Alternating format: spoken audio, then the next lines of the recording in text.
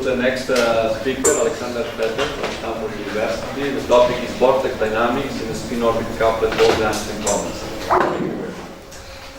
Okay, well, what I'd like to do is give you a brief review of the whole field of synthetic gauge vector potentials in the two-component spin-orbit coupled system. I'm going to deal with the VEC, but some of this repeats what Carlos said. I'll probably go through it a little more slowly. Then I want to review one particular experiment. The problem with rotating a spin-orbit coupled system is it's very hard to rotate the external laser beams. And so the idea is that there are ways of creating vortices without rotation. And they've been done on a single component case. And my suggestion is you could do this in a two-component case. And then the way the dynamics works would have some very distinctive characteristics that would be interesting. So just to review, for some of you are not familiar with all of the atomic physics, as I wasn't. The original traps were magnetic traps, and you can only confine certain hyperfine states. Rubidium has a nuclear spin 3 halves, and you have the one single valence electron, so you get F equals 1 and F equals 2.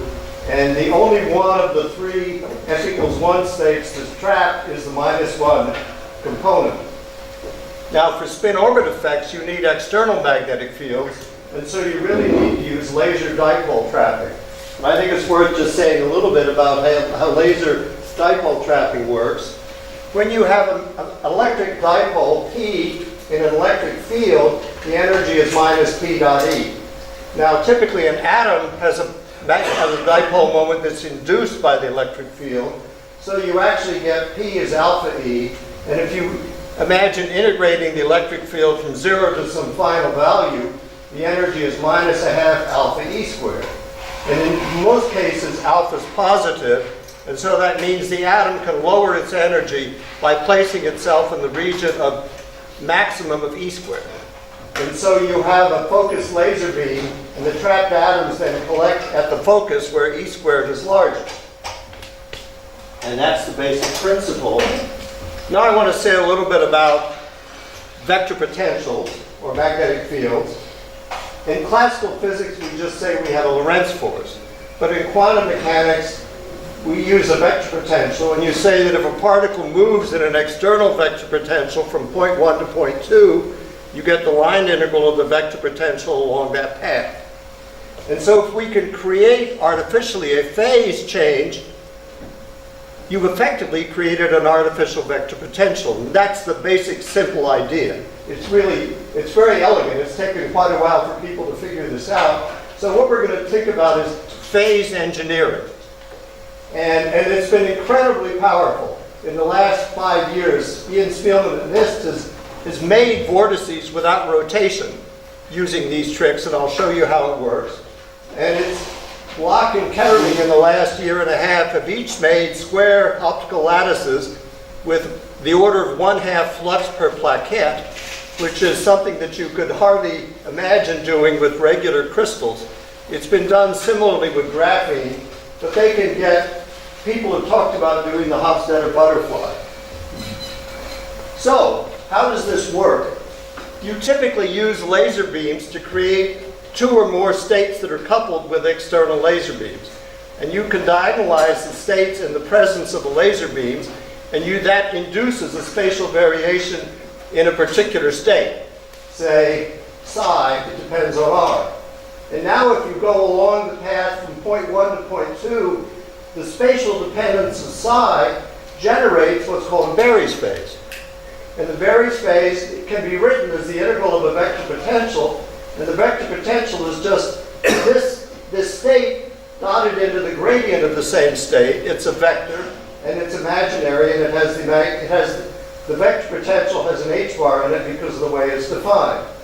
And it requires the spatial dependence of psi. That's one of the crucial ideas.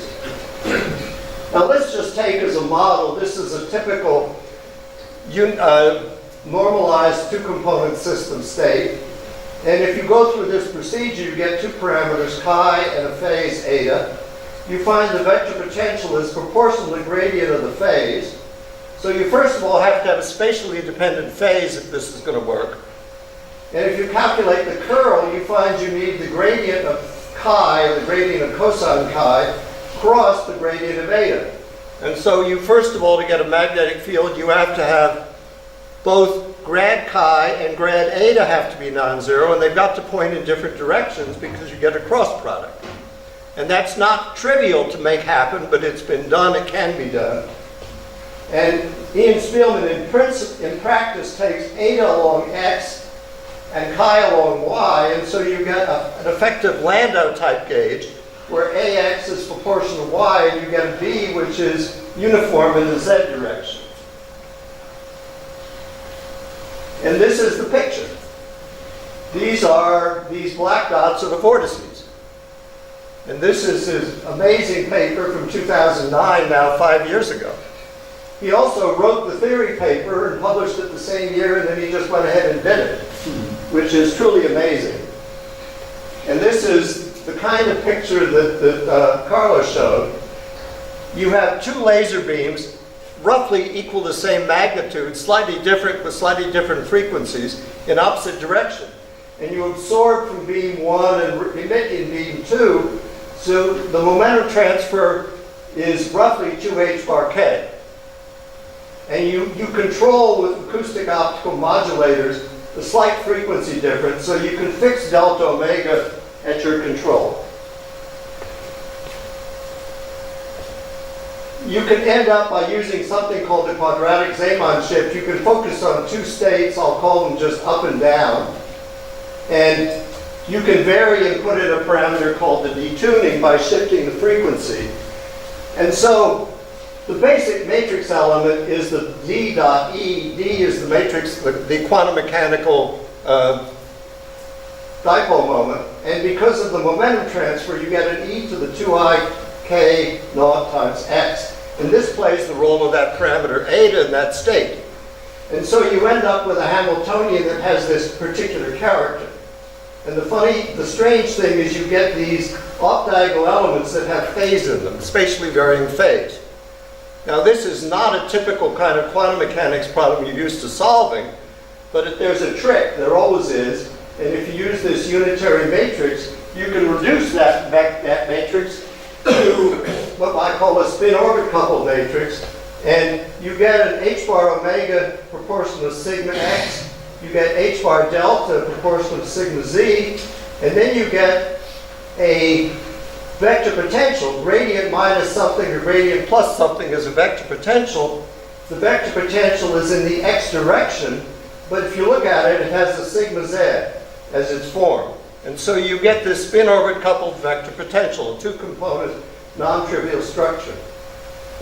And this has non-trivial dynamics. Now you can understand the physics very simply by ignoring the trap and just dealing with this. You can then diagonalize this in the basis of plane waves.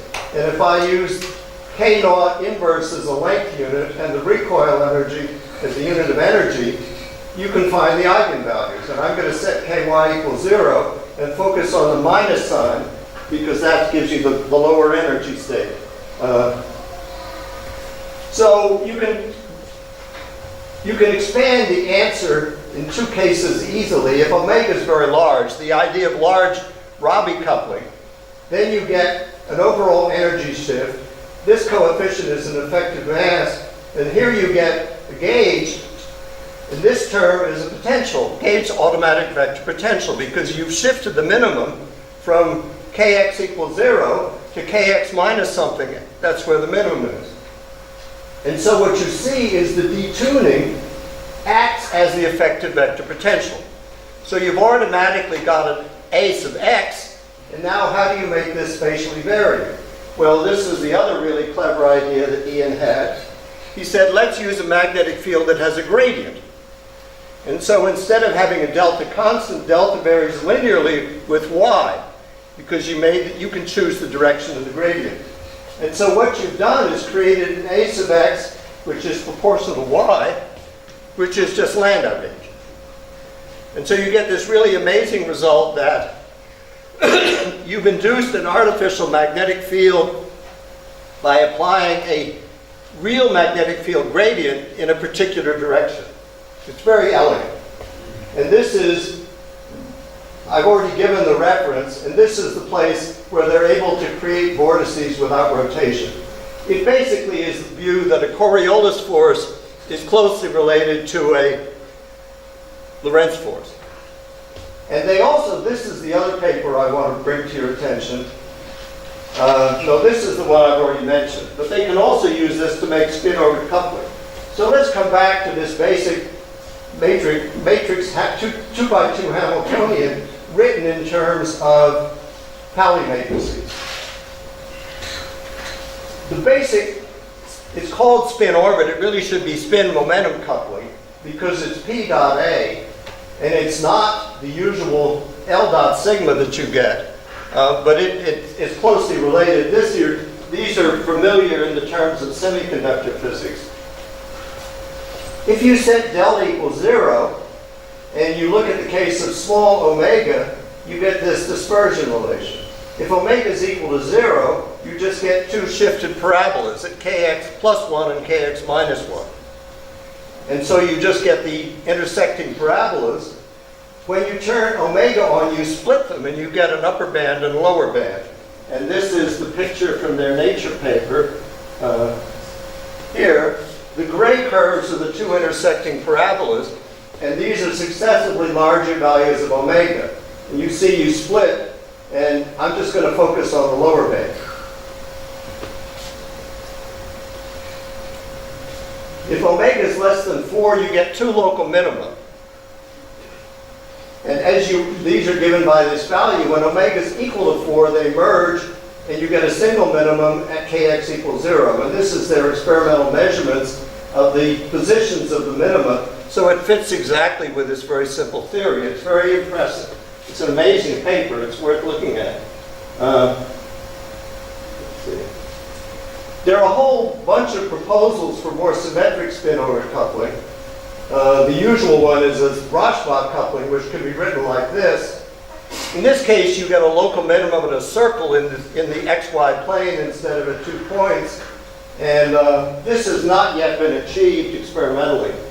So now let me shift gears a little and tell you about one particular experiment that I find particularly impressive. This was an experiment by Dave Hall at Amherst College, which is an undergraduate institution. And as you see, it was published in Science. He recently had another paper on monopoles in Nature magazine. So what he does is just do a rapid thermal quench on rubidium-87, and experimentally, roughly 1/4 of the time, they create a vortex, either up or down, just by random processes.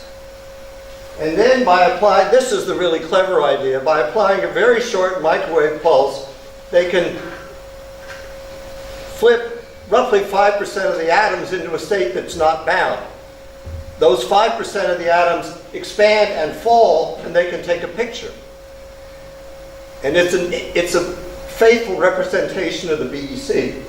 They do it again every 100 milliseconds, and they can do it roughly 6 or 8 times, and they can get real-time dynamics of the vortex. It's the same vortex every time because they're dealing with the same condensate. And so you get these incredible pictures. This is, you can see the black spot processing.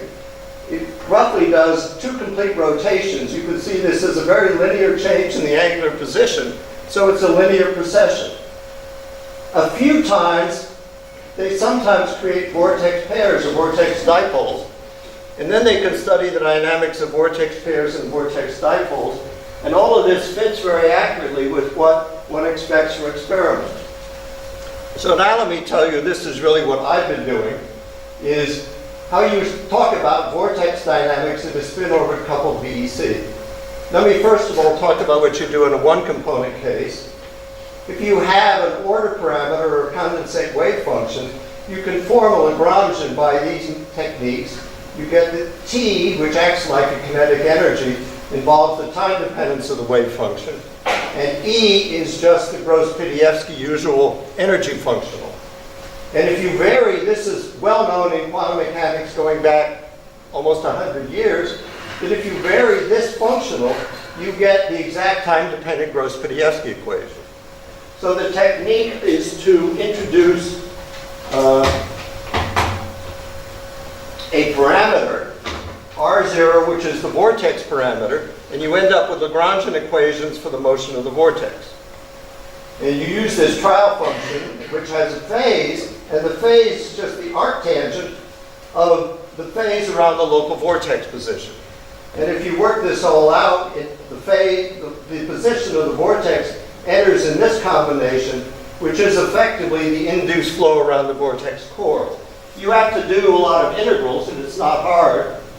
And if you use polar coordinates, you get the energy, dimensionless Gross-Pedievsky energy, as a function of U0, which is the dimensionless scale position of the vortex. And the T just involves phi 0 dot, the time dependence of the vortex angle. And you end up with coupled equations that have a Hamiltonian structure, so you automatically conserve energy. And so the motion of the vortex, once you've determined this energy functional, you know how the vortex moves. And I'll just show you a picture of what it looks like there. You end up with this precession equation, which has actually been measured experimentally. I mean, that's what David Hull was measuring. And the vortex moves on these circles because it conserves energy. So it's a very graphic way of thinking about how this will work. Now you can generalize this to a spin-orbit coupled case, and you just have to use this particular, this is the 2x2 one-body Hamiltonian that Spielman uses, and you just have to work it out. And my assumption, you have the same overall wave function, but now you have a two-component spinner, and I assume that you get S1 and S2, which have vortex at the same position, but they can in principle have different circulations. You could either have them have equal circulations, in which case it turns out the motion is just like a one-component vortex, or you can imagine a case where you get unit circulation in one component and zero circulation in the other. And that's a thing that's been studied frequently in the case of superconductivity and superfluid helium-3, and it's called a half-quantum vortex. In chiral P-wave superconductors, like strontium ruthenate or in thin films of helium-3A, these have been suggested. They've never been seen. But the interesting thing is, because the spin-orbit coupled has a particular direction, the x direction is the direction of the laser beams, the energy involves the angle of the vortex relative to the x direction of the laser beams. And so you no longer have an axisymmetric energy functional. You now have something which depends on cosine phi and sine phi. And that means that when you look at the dynamical equations, the vortex is going to move in and out radially as well as moving in a circle. And so you end up with very different shapes. And this is the version for a half-quantum vortex. M1 is 1 and M2 is 0. And you see what those cosine phi and sine phi terms shift the center linearly away from the axis, from the center. And so you now have two topological types of orbits. One is a closed orbit, but you also get orbits that will leave the condensate. If you started here, you move out here and then you disappear. So if you took your time-lapse pictures, you would see very different structures, behaviors, if you could create a half-quantum vortex. You can also imagine the case where M1 is 1 and M2 is minus 1. And I didn't put the pictures up, but you could imagine all sorts of combinations. So this is really interesting. And this is at least a feasible experiment because they've already done it in a one-component system. And you don't need to rotate the laser beams to do the thermal quench. So it's a nice possibility. Dave Hall is busy with other things, but it's still kind of neat. Now, I'd like to point out there's some limits of this variational approach. I've assumed that other than these circulating phase around the vortex position, these are constants. It's probably not true. I've assumed the singularity in both components is at the same point. Something goes crazy in this Thomas Fermi approximation near the boundary. So you need to do more detailed numerical solutions, and I'm working with people in Sweden to do that. Steffi Ryman has a couple of postdocs who are working on this. If you use an optical trap, you have to figure out exactly how you're going to liberate 5% of the atoms, but there are various ways of putting them in states that are not trapped. It's not as simple as in the one component case with a magnetic trap, but people have done that. Bill Phillips and his group have done those in other experiments. So with that, I will stop, and I'm happy to answer questions.